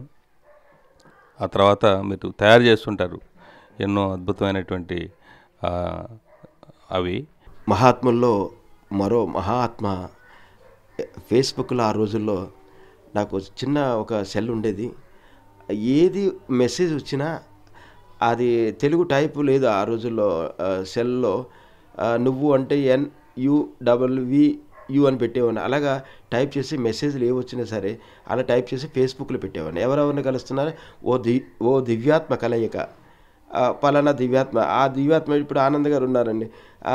ఒక విశ్వాత్మ, ఒక దివ్యాత్మ ఆనంద్ గారిని కలవటం జరిగింది ఈరోజు అని పెట్టేవాడిని. ఎవరైనా వచ్చి మా ఇంటికాడ ధ్యానం చేస్తే దివ్య ధ్యానం అని ఆ ఫోటో పెట్టి ఫేస్బుక్లో పెట్టేవాడిని. అలా నేను పెట్టినటువంటి కాన్సెప్ట్ ఏవైతే ఉన్నాయో వాటికి ఆయత్ అనే నిర్వాణ బీజాలు అనేది ఒక ఫేస్బుక్లో ఒక ఆయన నాకు ఫ్రెండ్షిప్ ఆయన పరిచయం అయ్యారు. నేను కూడా ఆయన ప్రతిదానికి కూడా చక్కగా అద్భుతంగా కామెంట్ చేస్తుండేవారు. నేను అనుకున్నాను ఆయన కామెంట్ చేస్తుంటే వీడికేం తెలుసు, వీడికేం తెలియదు కదా, ఈయన ఎక్కడికో తీసుకెళ్తున్నాడు, ఏదైతే చెప్తున్నాడు అనుకున్నాను. కానీ నా ద్వారా అందినటువంటి ఆ మెసేజ్లు ఏవైతే ఉన్నాయో ఆ మెసేజ్ల యొక్క అంతరార్థము వారు ఫేస్బుక్ ద్వారా మెసెంజర్ల ద్వారా నాకు తెలియపరచడం జరిగింది. తర్వాత ధ్యానంలో వారు మరి ఎవరు ఏంటి అని చూస్తే వారు మరి ఆయత్ గారు మోస్ట్ సీనియర్ పిరమిడ్ మాస్టర్ ధర్మవరంలో ఉంటారు. నిర్వాణ బీజాలు యొక్క ఫౌండర్ అయిన వారి పరిచయం నా జీవితంలో ఎంతగానో మార్పు చెందింపజేసింది. నాకు ఒక అద్భుతమైన నిర్వాణ తత్వం అన్నది, నిర్వాణ యొక్క మార్గంలో ఒక మన ప్రయాణం చేసే ఒక దివ్యమైన యోగము నాకు అవగాహన అయ్యింది. అలా ఆయత్ గారి కలయిక, ఆయత్ ఈ జన్మలో కాదు మరి గత 3 జన్మల నుండి కూడా వారు మరి ఆధ్యాత్మిక మిత్రులుగా రావటం జరిగింది. అలా వారు వీరబ్రహ్మేంద్ర స్వామి దగ్గర సిద్ధప్పగా ఉన్నప్పుడు నేను గంగన్నగా ఉన్నాను. ఈ జన్మలో కూడా మనం కలుస్తున్నాం గురూజీ అని చెప్పేసి నాకు ఫేస్బుక్లో చెప్పేవారు. వారిని కూడా ధ్యాన మహాచక్ర యజ్ఞంలోని ఒక ధ్యాన మహాచక్ర యజ్ఞం 2012లో నేను వీల్చైర్లో కూర్చున్నాను. ఫేస్బుక్లో పరిచయం అయినటువంటి వ్యక్తి ఇక్కడ వస్తే బాగుంది కదా, ఆయత్ వస్తే బాగుంది కదా అనుకున్నాను అంతే. ఇలా చూసేటప్పటికి వాళ్ళంత దూరం నుండి చేతులు కట్టుకుంటూ వచ్చి అంటే నన్ను హక్ చేసుకున్నారు. వారిని చూడగానే ఎంత ఆనందం అంటే, గురూజీ మీతో ఒక్కసారి 1 గంట ఉండి వెళ్ళిపోతానని. 1 గంట సేపు ఉన్నారు, ఇక కనిపించలేదు ఆయన. అలా పరిచయమైనటువంటి అంటే భౌతికంగా పేర్లు ఉన్న వాళ్ళు ఎందరో ఉన్నారు.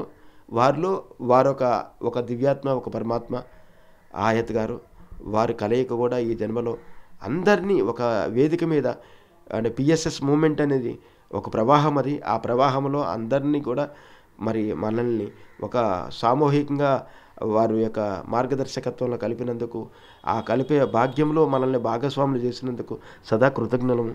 థ్యాంక్ యూ అండి. మీరే తయారు చేశారు కదా? మీరు అంటే ఎవరితో చేయించారా, మీరే చేశారా? నా ద్వారా తయారు చేయబడింది. ఓ, మీ ద్వారా సో దీని గురించి ఏంటి అసలు? వీటి గురించి ఏమీ తెలియదు సార్, నాకు ఏ జ్ఞానం లేదు. ఒక పిరమిడ్ ఒక్కటి తప్ప వేరే తెలియదు. అమరావతి ధ్యాన మహాచక్రంలో the senior most wonderful legendary master మరి చాముండేశ్వరి మేడం గారు వాళ్ళ హస్బెండ్ సుబ్రహ్మణ్య సార్ నా పక్కకి వచ్చి ఒక కాగితం మీద పిరమిడ్ ఇలా ఫోటో పెన్నుతో గీసి దాని కొలతలు base and height and side కొలతలు గీసి ఇవి చేయి నాయన అన్నారు. అంతే.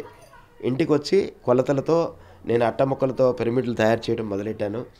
అలా కొంతమందికి పిరమిడ్లు వుడ్తో తయారు చేసి, ప్లేవుడ్తో తయారు చేసి ఇవ్వటం మహాభాగ్యం. అది ఆ పిరమిడ్ తయారు చేసే ముందు కర్నూలు పిరమిడ్ని మనం చదువుకునే పుస్తకాలు నోటు తాలూకా అట్టముక్కలతో జీకే గారు ఒక సంవత్సరము అండమాన్లో ఎక్కడో పిరమిడ్ ధ్యాన ప్రోగ్రాం అయినప్పుడు నేను ఆ పిరమిడ్ కర్నూలు బుద్ధ పిరమిడ్ ఎలాగైతే ఉందో మొత్తం అంతా అట్టతో తయారు చేసి ఇచ్చాను.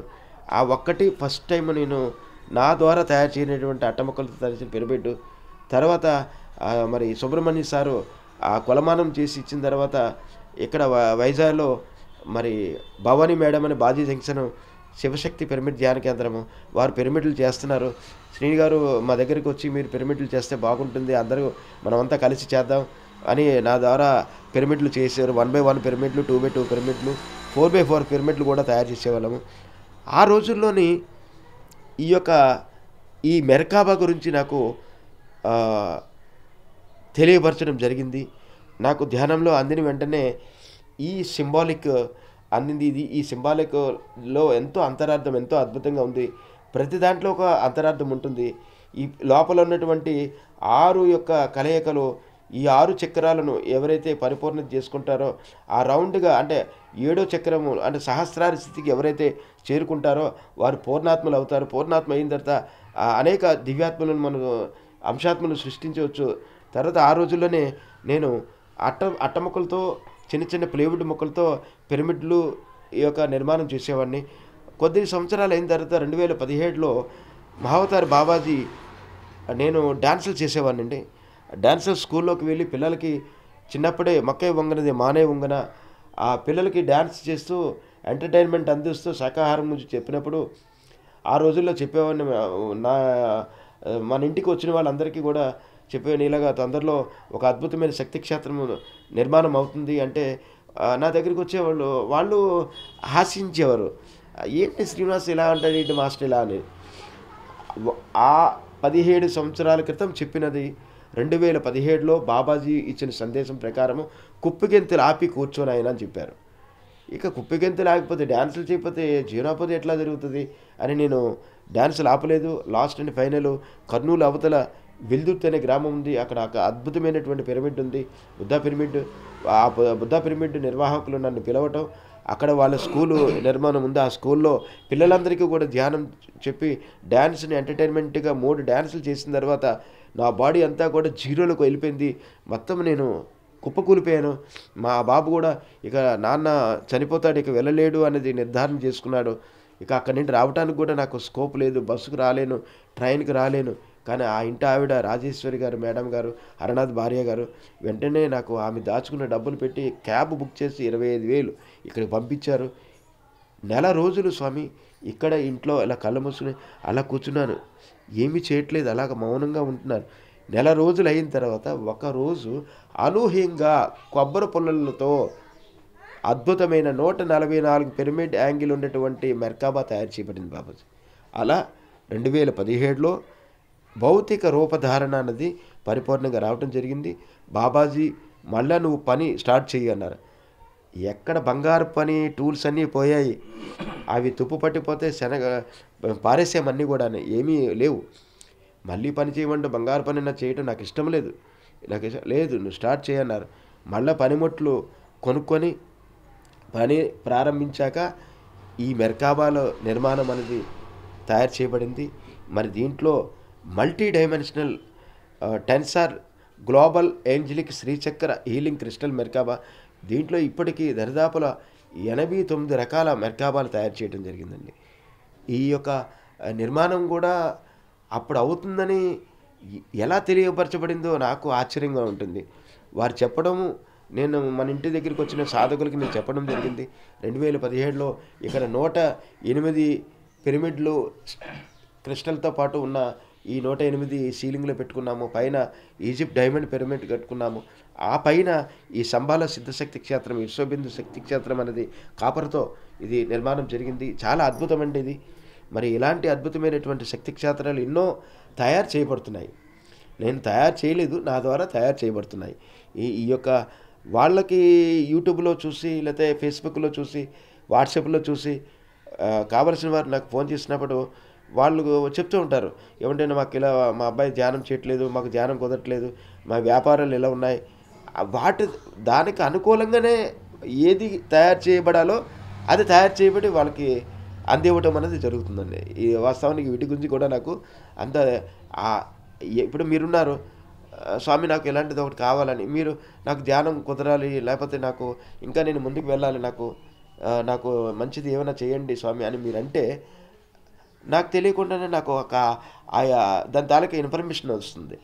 సో అది ఇలాంటి మీకు తయారు చేయబడుతుంది స్వామి అని మీకు చెప్తే, మీరు తయారు చేసినప్పుడు ఆర్డర్ ఇస్తే నేను తయారు చేసి వాళ్ళకి పంపించడం జరుగుతుంది. అలా ఈ యొక్క మెర్కాబాలు మరి విదేశాలు కూడా వెళ్ళటం జరిగింది.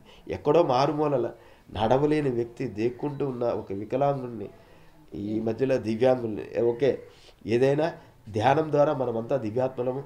ఒక ధ్యాని సాధనాపరుడు సాధన స్టార్ట్ చేస్తే ఎక్కడికి వెళ్ళాలో, ఎక్కడికి తీసుకువెళ్ళాలో ఈ ప్రకృతి, ఆ విశ్వము అక్కడికి తీసుకువెళ్తుంది అన్నది పరమ సత్యము.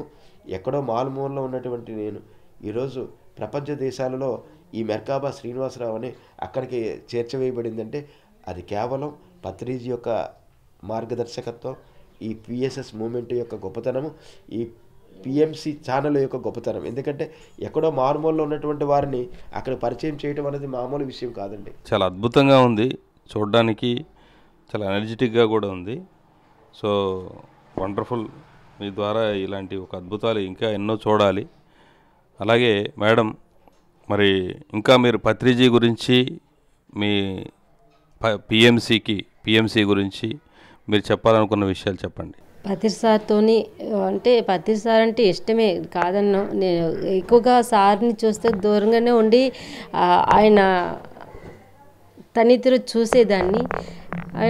దగ్గర అందరిలాగా నేను ఎందుకు దగ్గరికి వెళ్ళాలి, ఆయన్ని డిస్టర్బ్ చేయాలని దూరం నుండి నేను అలా ఇష్టంగా చూసేదాన్ని. స్టేజ్ మీద ప్రతి మాటలు కూడా అది ఆచరణలో పెట్టేదాన్ని. ఆయన ఒకసారి మా ఊర్లోకి వచ్చారు, అప్పుడు మౌనంలో ఉన్నారు సారు. అయితే మన పాత ఇల్లు అది కిందకు ఉంటుంది, పెచ్చులు ఊడిపోయిన ఇంట్లోనే ఉండేవాళ్ళం. 3 పిరమిడ్ మంచి మీద 4x4 పిరమిడ్ ఉండేది. అప్పుడు సార్ వచ్చారని మేము వెళ్ళాము.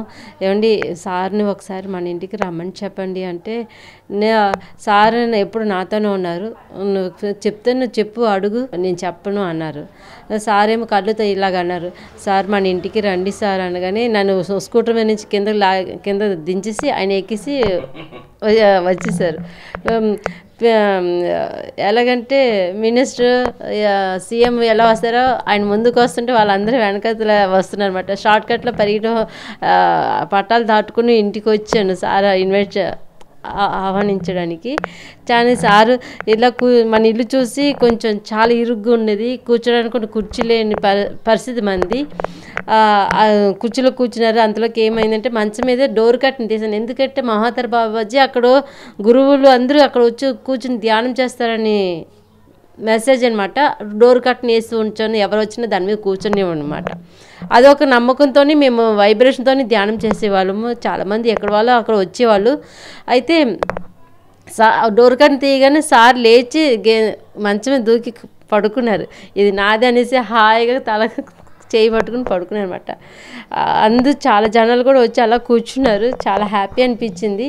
సార్ ఎందుకంటే సారు ఒక మెసేజ్ని ఆయన వచ్చే మాటల్ని ఆచరణలో పెట్టడం, సార్తో దగ్గరికి వెళ్ళి సెకండ్ ఇచ్చి ఆయన ఇబ్బంది పెట్టి అందరూ పొలం వెళ్తున్నారు, ఎందుకు ఆ సార్ని డిస్టర్బ్ చేయడం అని దూరం నుండి ఆయన మనస్ఫూర్తిగా ఆరాధించేదాన్ని. మేడం చాలాసార్లు సార్ దగ్గరికి వెళ్ళాలని భయం, కొడతారని. ఆ భయంతో సార్ దగ్గరికి వెళ్ళేది కాదు. నేను డిఎంసీలో వెళ్ళినప్పుడు సార్ ప్రత్యేకంగా అడిగారు, మేడం వచ్చారా అని. ఇది ఏమిటండి సార్ అంటేనే ఇంకా దానికి నిర్వచనం లేదు.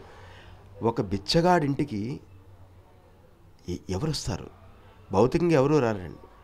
ఆ రోజుల్లో ఒక చిన్న ఇల్లు, అద్దె ఇల్లు, 350 రూపాయలు ఆ అద్దెంట్లో దిగడానికి ఎవరు దిగరు.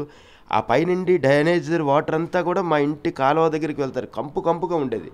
కొంతమంది ధ్యానులు వచ్చేవారు, ఏమండి ఇలాంటి ఇంట్లో ఉన్నారు, ఇల్లు బట్టి మనుషులు ఎలా ఉంటారు, ఆలోచనలు ఎలా ఉంటాయని. అది ఇప్పుడు కాదు. అవధూతలు కూడా చెత్త కుప్పల దగ్గర ఉన్నారు, వాళ్ళ దగ్గర ఏముంది వాళ్ళకి అదే చెప్పేవాడు నేను. ఎందుకంటే నాకు అర్థమవుతుంది అదంతా. లేదు అక్కడే ఉంటారు, అక్కడికి చాలామంది హిమాలయ యోగులు వస్తారని చెప్పేవాడిని. అలాగే పిరమిడ్ మాస్టర్లు చాలామంది వచ్చారు అక్కడికి. ఆ వచ్చిన వారిలో 108 ఆనంద్ కుమార్ గారు ఫస్ట్ టైము మా యొక్క ఆ దీనస్థితి, ఆ భిక్షాటన చేసుకున్న ఆ కాలమాన టైంలో, ఆ సమయంలో వారు మా ఇంటి దగ్గరికి వచ్చారు. సింహాసనం సూపరింటెండెంట్ అయ్యి ఉండి కూడా, ఒక అధికారి అయి ఉండి కూడా మా ఇంట్లో కనీసం కుర్చీ కూడా లేదు, నేల మీద ఉండాలి. ఆయన వచ్చి కూర్చొని ఉండేవారు. ఒక యోగి మీ ఇంటికి వస్తున్నారంటే మీరు ఎంతో గొప్పవాళ్ళు అని మాకు ఒక కొండంత ధైర్యం వచ్చేదనమాట. ఆ ఇంటికి ఆయన రోజు వచ్చి రాత్రులు ధ్యానం చేసేవారు, హ్యాపీగా మార్నింగ్ వెళ్ళేవారు. అలా వారి యొక్క పరిచయము. తర్వాత హిమాలయ యోగులు రావటం జరిగింది. ఆ కోవలోని పత్రిసారు మా ఊరు మరి చింతలగ్రహార గ్రామంలో శాంతి విద్యా పిరమిడ్ ధ్యాన కేంద్రం ఉంది. గ్రామస్తులందరూ కట్టినటువంటి గొప్ప అద్భుతమైన పిరమిడ్ జీకే గారి సాంగత్యంలో మరి ఆ గవర్నమెంట్ నిధులతో కట్టారు ఆ యొక్క పిరమిడ్. ఆ పిరమిడ్ దగ్గర మరి బుద్ధుడు తాలూకా విగ్రహ ఆవిష్కరణ కోసం సార్ వచ్చారు. సదానంద యోగ విగ్రహం కూడా అక్కడే నిర్మాణం చేశారు విగ్రహాన్ని. దానికి వచ్చినప్పుడు నేను 3 చక్రాల బండి మీద వెళ్ళాం. మేడం పిలిచారు. మేడం పిలిస్తే సార్ నువ్వు చెప్తే వస్తారని. సార్ నీకు అవసరం మీద నువ్వు నేను పిలవనన్నాను. ఎందుకు సార్తో ఇప్పుడు మనతో ఉన్నారన్నది. సార్ వచ్చి అడిగారు ఏంటి అన్నారు. సార్ పిలుస్తుంది సార్ అని. బండి మీద ఉన్న ఆవిడని రెక్కతో కింద దించేసి ఆయన కూర్చున్నారు. ఇక 2 కిలోమీటర్లు 3 చక్రాల బండి మీద అది ఒక పిరమిడ్ వెహికల్. ఆ వెహికల్ మీద వస్తుంటే మన పిరమిడ్ మాస్టర్లు అందుకని బళ్ళు కార్లు పట్టుకొని ఒక మినిస్టర్ వెనకాతల ఎలాగైతే ప్రొటెక్ట్ వస్తారో ఒక యోగి వెనకాతల మహాయోగుల యొక్క దివ్య రథాలు అలా వస్తూనే ఉన్నాయి మా ఇంటి వరకును. ఆ చిన్న ఇంట్లో సారు వచ్చి లోపల పడుకునేటప్పుడు చాలా ఆనందం ఇస్తుంది. అంటే ఇంత ప్రపంచానికి ఇంత అద్భుతమైన ధ్యానాన్ని పరిచయం చేసినటువంటి జగద్గురువులు, ఒక విశ్వగురువు మన ఇంటికి రావడం అంటే ఎంత భాగ్యము. సారు ఎంత ఆనందం అంటే ఆ రోజు అలా వచ్చి ఆ మంచం మీద ఆ 4x4 పిరమిడ్ వీడి ద్వారా తయారు చేయబడింది ఆ పిరమిడ్. ఆ పిరమిడ్ కింద పడుకొని హాయిగా పడుకున్నారు, కాఫీ తాగారు, చక్కగా 1 అవర్ అక్కడ ఉన్నారు. అప్పట్లో కారు ఉండేది, ఆ కారు కూడా ఎక్కాలని నాకు ఆలోచన ఉండేది. సార్ బయటకు వచ్చి సార్ కారు అంటే ఎంత దయనీయత అనేది కాదు, కరుణ, ప్రేమ. అంటే ఇంకా ప్రేమ, కరుణ, దయ అని కలిపితే 3 ఒక పదంలో చెప్పాలంటే సార్ దగ్గర అది మాకు కనిపించింది. సార్ యొక్క ప్రతి ఆలోచన, ప్రతి కలయిక, ప్రతి మాట, ఆయన చేసే ప్రతిది కూడా అలా వచ్చి ఆ కారులో కూర్చున్నారు అంతే. ఓకేనా, హ్యాపీనా అన్నారు. హ్యాపీ సార్ అని. అట్లా మన మనోభావాలు, మన ఆలోచనలు కూడా గ్రహించి మనల్ని మరింత సంశయాల నుండి బయటికి తీసుకొచ్చి ఒక అద్భుతమైన మార్గంలో నడిపించడానికి గురువు యొక్క సపోర్టింగ్ అనేది ఎంత అద్భుతంగా ఉంటుందో అన్నది సారు అక్కడ వచ్చిన తర్వాత మాకు అర్థమైంది. అంత గొప్ప అద్భుతమైనటువంటి సారు. నిజంగా బ్రహ్మర్షి సుభాష్ పత్రిజీ అంటారు. బ్రహ్మే బ్రహ్మర్షిగా, సృష్టికర్తే సుభాష్గా, పరమాత్మే పత్రిజీగా అవతరించిన అవతారుడు భగవాన్ బ్రహ్మర్షి సుభాష్ పత్రిజీ మహారాజ్. అంత అద్భుతమైన యోగి సాంగత్యంలో వారి యొక్క అద్భుతమైనటువంటి దివ్య మార్గదర్శకత్వంలో మనమందరం ఉండటం అనేది పూర్వజన్మ సుకృతం సార్. Thank you. కరుణ, దయ, ప్రేమ సర్వజీవుల పట్ల ఉండాల్సింది కరుణ, పేదవాడి పట్ల, తక్కువ స్థాయిలో ఉండేవాడి పట్ల ఉండాల్సింది దయ, తోటివాడిపైన ఉండాల్సింది ప్రేమ. ఈ 3 కూడా పత్రిజీలో మనం చూస్తాం. అది అద్భుతం. అందరిలో అన్నీ కలిసి ఒకళ్ళలో ఉండడం అనేది గొప్ప విషయం. అది ఆయనతో కలిసి ఉండడం మన అదృష్టం. సో అయితే మీరు పిరమిడ్ పార్టీకి కూడా ఒకసారి కంటెస్ట్ చేశారు, మరి దానికి సంబంధించిన వివరాలు. పిరమిడ్ పార్టీలో అంటే ప్రచార నిమిత్తము దాంట్లో నేను పాల్గొనడం జరిగింది స్వామి. ప్రచారం ఎందుకంటే పిరమిడ్ పార్టీ అనేది యోగుల పార్టీ. యోగుల పరిపాలనలోనే ఈ యొక్క భూమండలం, ఈ సమాజం ఉద్ధరించబడుతుంది. సమానత్వం అన్నది ఉన్న దగ్గరే సరైన పాలన ఉంటుంది. యోగులే సమానత్వం అన్నది వేరే వాళ్ళు ఎవరికీ అవగాహన లేదు. ఎందుకంటే యోగులే పరిపాలించాలి, వాళ్ళకే తెలుస్తుంది అనే సారు ఈ యొక్క మన పిరమిడ్ పార్టీ అనేది పెట్టినప్పుడు వాళ్ళకి సపోర్ట్గా మన బాధ్యత మనం నిర్వర్తించాలని ఆ బండి మీద పట్టుకొని, ఆ జెండాలు పట్టుకొని చక్కగా ఊరూరు కూడా ప్రచారం చేయటం జరిగింది సార్. అలా నేను దాంట్లో పాల్గొన్నాను సార్. చివరిగా పిఎంసికి ప్రేక్షకులకు మీరు ఇచ్చే సందేశం. మనం ఎక్కడికి వెళ్ళకుండానే, అంటే అరచేతిలో వైకుంఠం అన్నారు. ఇప్పుడు మొబైల్ ఎలాగైతే మన చేతిలో ఉందో, పిఎంసి సర్వగురువుల సమ్మేళనం, సర్వగురువుల జ్ఞాన సంపుటి, గురువులందరి యొక్క జ్ఞానము ఆ పిఎంసిలో ఒక్కొక్క గురువుని పరిచయం చేస్తున్నప్పుడు ఆ గురువు ద్వారా అందిన జ్ఞానము మరి పిఎంసి ఉండబట్టి, పిఎంసి ఛానల్లో వారు పరిచయం చేయబట్టి అంతమంది యోగుల యొక్క జ్ఞానము మరి చాలామందికి వెళ్తుంది. పిఎంసి ఛానల్ వాళ్ళు చేస్తున్న అద్భుతమైన ఒక డివైన్ వర్క్, డివైన్ కార్యము అందరి మాస్టర్లు పరిచయం చేయటము. అందరూ ఈరోజు మరి ఇక్కడికి వచ్చి ఎక్కడ మారుమూలలో ఉన్న ఈ బిల్లకుర్తి శ్రీనివాసరావు అనే ఒక సాధకుడిని పరిచయం చేస్తున్నారు అంటే పిఎంసి. అది పిఎంసి ద్వారా కదా ఈరోజు పిల్లలు బిల్లకుర్తి ఇలా ఉన్నాడు, ఆయన కాలు లేకపోయినా, ఆయన దగ్గర ఏమీ లేకపోయినా ఒక ధ్యానం అనేది ఉంది. ధ్యానం ద్వారా వాడు అలా సాధించినప్పుడు మనం ఎందుకు సాధించలేము అనే ఒక స్ఫురణ, ఒక స్ఫూర్తి ప్రతి ఒక్కరికి కలుగుతుంది. అలా పిఎంసి ఛానల్ ద్వారా ఎందరో మహాత్ముల యొక్క జీవిత చరిత్రలు, ఎందరో సాధకుల యొక్క జ్ఞాన అనుభవాలు మరి ఎదురుగా స్వ అనుభవపూర్వకంగా, ప్రత్యక్షంగా, పరోక్షంగా కూడా ఛానల్ ఎంతగానో ఉపయోగపడుతుంది. ఈ ఛానల్ని మనం అందరం కూడా మూకుమ్మడిగా మనమందరం ఆ ఛానల్ని మనము మన యొక్క బాధ్యతను ఛానల్కి వారికి మనం ఏం చేయాలి, మనం ఛానల్కి ఏమి మన నుండి ఏం చేయాలన్నది మన బాధ్యతలు ఎవరి స్థాయిలో వారు చేస్తూ మనం సపోర్ట్ చేయాలి. అంటే పిఎంసి ఛానల్ ఉండబట్టే ఈరోజు ప్రపంచ దేశాలలో పిఎంసి అన్ని భాషల్లో కూడా ఎంత ప్రజ్వలింపబడుతుందంటే అంత అద్భుతంగా ప్రజ్వలింపబడుతుంది. మరి పిఎంసి ఛానల్ అనేది దాని గురించి వర్ణించలేము, చాలా అద్భుతము. పిఎంసి ఛానల్ వారే ఈరోజు నన్ను మీరు ప్రేక్షక ముందుకి తీసుకెళ్తున్నారు స్వామి. ఈ ఛానల్ లేకపోతే ఇలాంటి ఆధ్యాత్మిక విషయాలు ఎవరు అడుగుతారు? మామూలు వాళ్ళు ప్రాపంచికంగా అడిగే ఛానల్స్ కేవలం ప్రాపంచికమైన విషయాలే వారు చూసి వారికి తెలిసిన జ్ఞానంలోనే అడుగుతారు. కానీ ఒక యోగి మరొక సాధకుడి యొక్క అనుభవాలను, వాడి యొక్క సాధన యొక్క రహస్యాలను, సాధన యొక్క మంచి చెడులను, అంటే మంచి వారు ఎలా వచ్చారు, ఎలా ధ్యానం చేశారు, ఈ పిరమిడ్ శక్తిని ఎలా ఉపయోగించుకున్నారు, మరి పిరమిడ్ ధ్యానుల యొక్క జీవిత చరిత్రలు ఎలా ఉన్నాయి, వారి జీవన విధానం ఎలా ఉంది, ధ్యానం ముందు ఎలా ఉంది, ధ్యానం తర్వాత ఎలా ఉంది, ఆ విషయాలన్నీ కూడా ఛానల్ వాళ్ళ వల్లే ఇది వెళ్తుంది. పిఎంసి ఛానల్ చాలా అద్భుతం. జై హో పిఎంసి, జై హో పిఎంసి, జై హో పత్రిజీ మహారాజ్. చూశారుగా ఈరోజు మన బిల్లకుర్తి శ్రీనివాస్ గారు, వారి దంపతులు మరి చింతల అగ్రహారంలో మరి అద్భుతమైనటువంటి పిరమిడ్ సెంటర్ పైన ఒక అద్భుతమైనటువంటి కట్టడం. మరి చూస్తూనే ఉండండి పిఎంసి ప్రతిక్షణం సత్యదర్శనం. Thank you very much.